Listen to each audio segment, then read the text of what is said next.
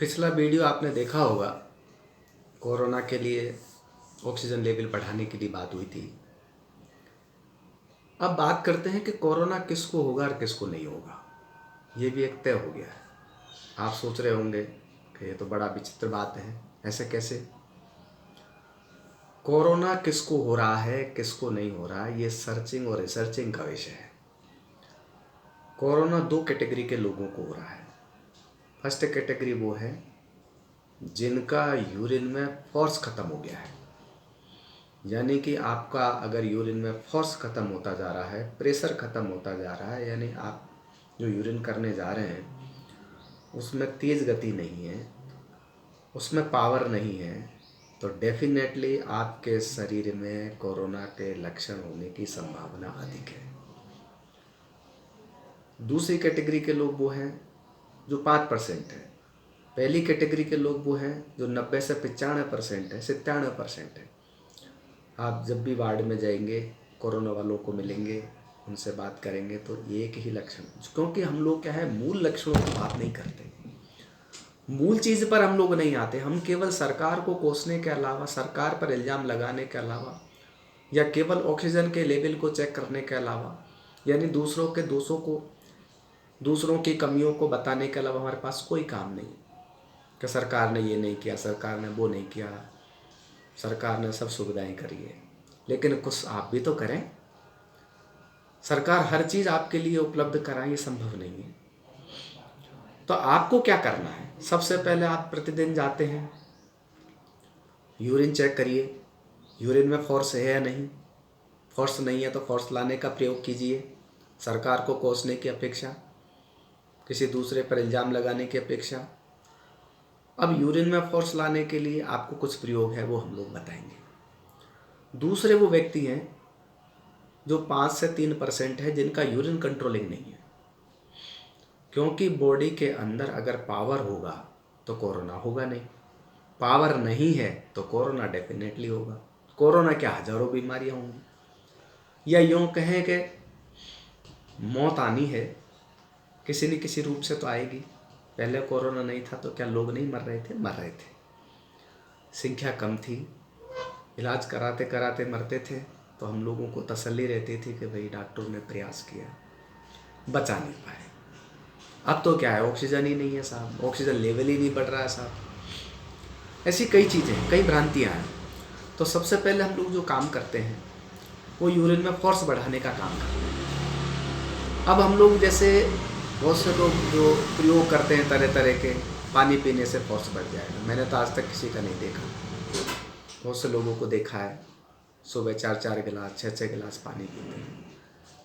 पानी पीना अच्छी बात है, लेकिन शरीर को टैंक मत बनाइए, उससे फोर्स नहीं बढ़ेगा। पेशाब ज़्यादा आना अलग विषय है, प्रेशर आना अलग विषय है। जैसे आप देखते हैं कई जगह नल आता है, तो नल हमारा जो गड्ढा होता है उसको तो भरता है, लेकिन टंकी नहीं भरता। इससे समझेंगे आप, समझ में आया? नल तो आता है लेकिन टंकी नहीं भरता, इसका मतलब नल में फोर्स नहीं है। तो फोर्स बढ़ाने के लिए हम लोग मोटर लगाते हैं, मोटर लगा करके टंकी भरते हैं। बहुत सी जगह नल में ऐसा प्रेशर होता है जो हमको मोटर लगाने की ज़रूरत नहीं पड़ती और हमारी टंकी भर जाती है। तो आपके टंकी में, आपके फोर्स में जो कमियां हैं उनको दूर करें, इल्ज़ाम मत लगाइए। अभी मैंने बहुत से लोग से जब मिलता हूँ, बात करता हूँ, मेरा प्रोस्टेट बढ़ रहा है। अरे भाई, प्रोस्टेट बढ़ रहा है, किसने बढ़ाया, क्यों बढ़ाया? आप लोग देखिए, किसी चीज़ का इल्ज़ाम लगा करके ढकने का प्रयास मत कीजिए, जिम्मेदारी को ओढ़िए। प्रोस्टेट बढ़ रहा तो उसका भी निदान कराइए, उसका इलाज कराइए। उसका इलाज है नहीं तो बस मान लिया, जब फोर्स होगा तो प्रोस्टेट बढ़ेगा ही नहीं। प्रोस्टेट एक टी है, कभी उस पर चर्चा करेंगे, प्रोस्टेट वाली कहानी पर। अभी कोरोना काल में हम लोग केवल यूरिन की दो विषय की बात करेंगे, यूरिन में फोर्स पैदा करने की, जिनका कंट्रोल नहीं है उनको यूरिन कंट्रोल करने की। महिलाओं में 90% 95% जो कहानियाँ होती है वो कंट्रोल नहीं होता है। पुरुषों में खूब कंट्रोल होता है, प्रेशर नहीं होता है, बहुत धीरे धीरे रुक रुक करके समय के साथ आता है। दिन की कहानी रात में पूरी होती है। रात में हर घंटे से लेकर के हर आधे घंटे तक चलता रहता है। वो ऑक्सीजन कहाँ से लेगा आदमी? उसके पावर ही नहीं है टिकने का, किसको टिकाएगा? तो हम लोग क्या है, अगर कोरोना से बचना है तो खुद को सजग होना है, सावधान होना है, जागरूक होना है, सचेत होना है। तो हम लोग यूरिन के लिए बढ़ाने के लिए सबसे पहला काम तो ये करेंगे कि जो हमारा कालखंड है सुबह से लेकर के रात्रि तक का, जैसे दिन को 3 भागों में बांटे, सुबह, दोपहर और शाम को। सुबह लिक्विड लीजिए, दोपहर को ठोस लीजिए और फिर शाम को लिक्विड लीजिए। आप कहेंगे ये तो अलग ही विषय है थोड़ा सा। मैं चाहता हूँ एक बार अलग विषय पे ही आ जाए, अज्ञानता की चादर भी ओढ़ ले, क्योंकि आपने बहुत ज्ञान की चादर ओढ़ रखी है। आप बहुत ज्ञानी पुरुष हैं, बहुत सब चीज़ों को जानते हैं, समझते हैं। कभी कभी एक बार उल्टा करके तो देखें। अभी कोरोना काल में सब स्टीम भाप ले रहे हैं, बहुत अच्छी बात है। कभी ठंडा भी ले लें, क्योंकि सुबह से शाम तक इस शरीर को कितना गर्म करोगे। कभी ठंडा करने का प्रयास करें। तो कभी कभी जब लाभ नहीं मिलता है तो उल्टे ट्रीटमेंट भी करने चाहिए, जो हमारे विपरीत है, समझ से भी और दिमाग से भी। और ऐसे लोग कम होंगे जो आपको विपरीत दिशा में भी ट्रीटमेंट देने का प्रयास करेंगे। तो यूरिन के फोर्स को बढ़ाने के लिए एक तो ज़्यादा पानी नहीं पिए। हम लोग क्या करते हैं, पानी पे पानी, 1 बोतल, 2 बोतल, 4 बोतल, बहुत से 6-6 बोतल, 8-8 बोतल पी जाते हैं। वो शरीर को कमज़ोर करते हैं, क्योंकि बॉडी की कैपेसिटी 3 लीटर की होती है। 6 लीटर 8 लीटर पीने से कैपेसिटी नहीं बढ़ेगी। तो आप लोग यूरिन में फोर्स बढ़ाने के लिए सिंपल प्रयोग तो नींबू पानी है, जो दिन में आप 2 या 3 बार, 1 गिलास पानी में, 2 गिलास पानी में। नींबू की कैपेसिटी भी 1/4 नींबू, छोटा नींबू है तो आधा नींबू, बड़ा नींबू है तो 1/4 नींबू, इतना ही लेना है। बहुत से लोगों को मैं देखता हूँ नींबू मिल जाए तो 2-2 नींबू 1 गिलास में निचोड़ के पी लेते हैं। ये रॉन्ग वे है। नींबू इतना होना चाहिए कि पानी आपको पीने पर खट्टा नहीं लगे, यानी नॉर्मल लगे, तो आपके लिए वो नींबू काम करेगा। नहीं तो वो खट्टापन, एसिड बनाने, तकलीफ पैदा कर देगा। फिर बात करते हैं हम लोग यूरिन में फोर्स बढ़ाने के लिए बाकी की औषधियाँ क्या हो सकती है। तो सबसे बढ़िया तो नींबू पानी है, आंवला है, छाछ है। छाछ में आप सौंठ डाल करके प्रयोग करेंगे, यूरिन में फोर्स बढ़ाने का काम करें। इसके अलावा अगर प्रयोग करते तो हम लोग एक काढ़ा बनाते हैं, जो कोरोना काल में हमने बहुत काढ़ा पिलाया। ऐसे ही यूरिन में फोर्स बढ़ाने के लिए अब वो काढ़े में क्या डालते हैं, थोड़ा सा हम लोग उसको बताने का कम समझते हैं, क्योंकि वो सब चीज़ें वही हैं जो आप जानते हैं। अब आप नींबू पानी का प्रयोग मेरे ख्याल से नहीं करेंगे, जैसे बताया। आंवले का प्रयोग भी आपके समझ में आता है, छाछ भी आता है, करेंगे नहीं। लेकिन जो नहीं करेंगे ना, उस पर ज़्यादा हम लोग चिंतन करेंगे। तो हम लोग एक पावर बढ़ाने के लिए, प्रेशर बढ़ाने के लिए, यूरिन के लिए काढ़ा देते हैं। ये हॉस्पिटल में हम लोग काढ़ा जो भर्ती रहते हैं उन सबको पिलाते हैं। तो इस कोरोना कालखंड में बहुत से लोग जो कोरोना के बीमार थे, मरीज थे, वो भर्ती रहे और वो कोई 2 दिन में, कोई 3 दिन में ठीक होके भी चले गए।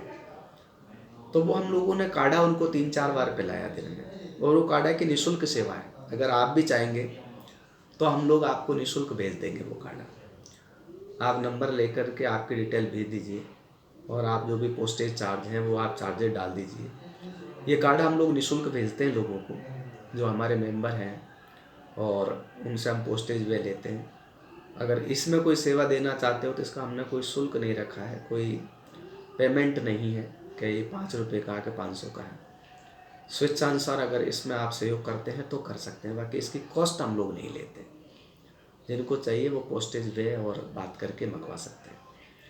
तो हम लोग सवेरे का जो सेशन है वो लिक्विड का रखेंगे, दोपहर को ठोस का रखेंगे और शाम को लिक्विड का रखेंगे।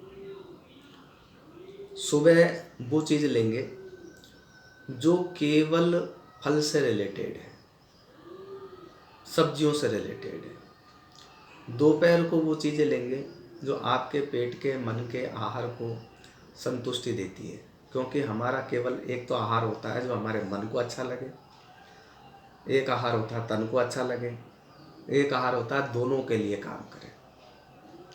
ऐसे ही फिर शाम का समय ऐसा आहार लिक्विड वाला हो, उसमें सब्जियों का रस भी हो सकता है, फ्रूट्स भी हो सकते हैं, सब हो सकते हैं। तो ऐसे इस कालखंड को 3 भागों में ही बांटिए, चौथा भाग रहने दीजिए। तो आपका देखेंगे यूरिन में फोर्स बढ़ने लगेगा, ज़्यादा नहीं डालेंगे, किडनी में वर्किंग कैपेसिटी बढ़ेगी, करंट बढ़ेगा और यूरिन में फोर्स आएगा। ज़्यादा पानी डालने से एकदम से करंट खत्म होता है, ठंडे पानी से और ज़्यादा करंट खत्म होता है, क्योंकि उसको पाचन के लिए लगनी चाहिए, तो यूरिन में फोर्स नहीं आ पाता। इसलिए ज़्यादा पानी का प्रयोग नहीं करके करंट बढ़ाने के प्रयोग करें। इसमें नींबू पानी है, छाछ है, आंवला है, ये हम लोग इसको ज़्यादा यूज़ करते हैं। इसके अलावा और भी बहुत सी चीज़ें हैं जो प्राकृतिक चिकित्सा में काम लेते हैं। इनको जैसे गर्म ठंडा कट स्नान है, तो कहीं ऑब्स्ट्रक्शन होता है तो वो पानी उसके माध्यम से निकल जाता है। तो आपको एक ही बात ध्यान रखनी है, यूरिन में फोर्स बनाना है या जिनका कंट्रोल नहीं है उसको कंट्रोल करना है, बस बाकी की चीज़ों को भूल जाइए। और आप इसको 2 या 3 दिन में ठीक कर लीजिए। ठीक नहीं होता है तो मेरे से बात कीजिए और हम लोग उसको ठीक करेंगे। बाकी का ट्रीटमेंट तो आपका अच्छे चिकित्सकों के साथ में चल रहा है, आप ऑक्सीजन भी ले रहे हैं। लेकिन मैं ये आगे की बात कर रहा हूँ, बचाव का और उपचार का और कोरोना से बचने का। इसी के साथ सबको धन्यवाद, आभार। फिर मिलते हैं आगे के वीडियो में और कुछ नई चीज़ें बात करेंगे अपन इस कोरोना काल में नए खंड के साथ में। धन्यवाद।